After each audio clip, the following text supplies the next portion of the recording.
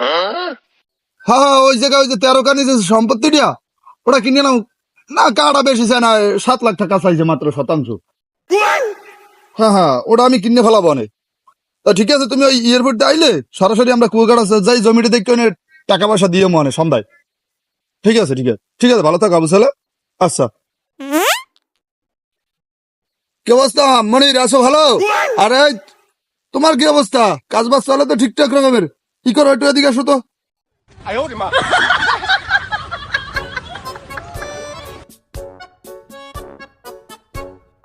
এদিক ওদিক চাওয়ানোর দরকার নাই, তোমারই কিছু একটু এদিকে আও, একটু কথা আছে, এদিকে আও। এখন ওই শুনছি তোমরা দুই চাষাবের ভাই নাকি বালুর ব্যবসা ধরছো, ডেরেজারের ব্যবসা ধরছো। যাই হোক, মোটামুটি ব্যবসা ছোটখাটো ব্যবসা বাণিজ্য করো, আমার কোম্পানিতে থাকলে হয়তো বা আর একটু বেশি পাইতি। যাই হোক, তো গো ওই